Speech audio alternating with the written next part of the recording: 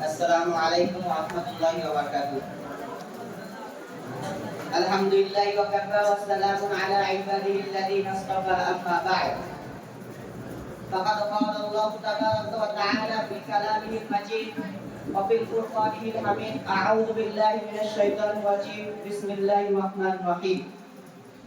Lan yanalullahu luhumuha wa la dima'uha wa lan yanaluhu at-taqwa minkum. Shadaqallahu al-'azim. সর্বদা শুকরিয়া জ্ঞাপন করি সেই মহান রব্বুল আলামিনের দরবারে, যিনি আজ আমাদের এত সুন্দর পাক পবিত্র মজলিসে আসার বসার তৌফিক দান করেছেন। তার দরবারে হাজারো শুকরিয়া সহিত বলি আলহামদুলিল্লাহ। তারপরে পর্যায়ে সেই বিশ্বদাতার দরবারে, যাকে সৃষ্টি না করলে আমি আপনি গাছপালা পাহাড় পর্বত এমনকি 18,000 মাখলুকাত কিছুই সৃষ্টি হতো না। তার দরবারে হাজারো জগতের রাসূল সাল্লাল্লাহু আলাইহি ওয়াসাল্লাম। অতঃপরে আয়োজনে উপস্থিত আমার দুই পাশে বসে থাকা বিচারকদ্বয় ও আমার সামনে বসে থাকা সকল ক্লাসের সাথী ভাইরা, সকলকে আমার আন্তরিক শুভেচ্ছা ও মহব্বত জানিয়ে আমি আমার বক্তব্য থেকে ধাবিত হচ্ছে ওমা তাওফীক ইল্লা বিল্লাহ। আজ আমি আমার বক্তব্য বসতে সময় নির্বাচিত করেছি কুরবানি ফজিলত ও গুরুত্ব সম্পর্কে। সম্মানীয় সুদী, ইতিহাস পরিচয় করলে দেখা যায় যে কুরবানি ঈদ কবুল জবাই করার মাধ্যমে কুরবানি ফজিলত মানব জীবনের প্রতি শুরু থেকে হয়ে আসছে। পবিত্র কোরআনে সুস্পষ্ট উল্লেখিত আছে যে হযরত আদম আলাইহিস সালামের দুই সন্তান হাবিল ও কাবিল যখন করে একটি বিপদে লিপ্ত হন, তখন আল্লাহ তাআলা সেই বিপদ থেকে মীমাংসার জন্য কুরবানি করা আদেশ দিয়েছিলেন এবং যার কুরবানি কবুল হবে তার পক্ষ থেকে যায় বলে ঘোষণা করেছিলেন। এই সূচনা দ্বারা বোঝা গেল যে আমাদের সমাজে প্রচারিত কুরবানি এটি হযরত আলী আলাইহিস সালাম থেকে। তবে আমাদের সমাজে যে প্রচারিত নিয়মতান্ত্রিক কুরবানি এটি আরো পরে হযরত আলী আলাইহিস সালাম থেকে, হযরত ইব্রাহিম আলাইহিস সালাম থেকে।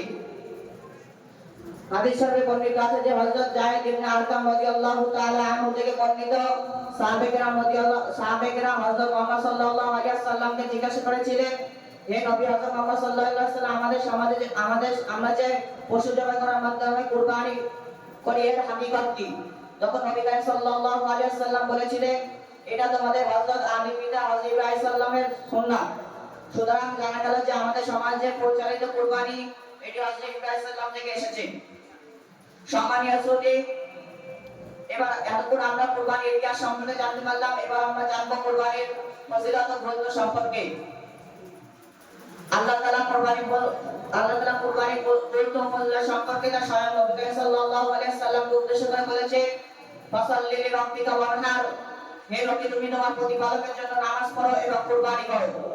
এবার নবী কারীম সাল্লাল্লাহু আলাইহি ওয়াসাল্লাম কুরবানির ফজিলত সম্পর্কে বলতে গিয়ে বলেছেন যে ব্যক্তির সামর্থ্য থাকা সত্ত্বেও সে কুরবানি করলো না, সে যেন আমার ঈদগাহ ধারে পাশেও না আসে। এই উপরোক্ত কোরআনের আয়াত ও হাদিস দ্বারা জানা গেল যে কুরবানির কতটা গুরুত্ব আছে। নবী কারীম সাল্লাল্লাহু আলাইহি ওয়াসাল্লাম অপর এক হাদিসের মধ্যে বর্ণিত করে বলেন যে ব্যক্তি তাকওয়া এবং সওয়াবের উদ্দেশ্যে কুরবানি করলো, তার কুরবানিকে জাহান্নামের মাঝে প্রতিবন্ধক করা হলো। শ্রোতা মণ্ডলী, এই পর্যন্ত আমরা কুরবানির ফজিলত ও গুরুত্ব সম্পর্কে জানতে পারলাম। এবার আমরা জানবো কুরবানি কবুল হওয়ার কিছু বিষয়।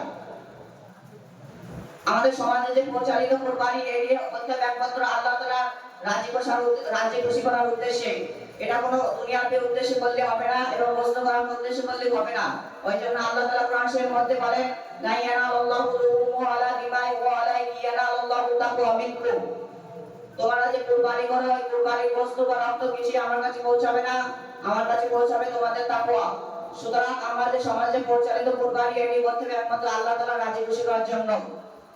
আল্লাহ তাআলা সবাইকে যেন আল্লাহ তাআলা রাজি খুশি করার জন্য কুরবানি করার তৌফিক দান করুন। সকলে বলি আমিন। এই কথা বলে আমার বক্তব্য এখানে শেষ করছি। ওয়া আখিরু দাওয়ানা আলহামদুলিল্লাহি রাব্বিল আলামিন। সাল্লাল্লাহু আলাইহি ওয়া আসসালামু আলাইকুম ওয়া রাহমাতুল্লাহি ওয়া বারাকাতুহু।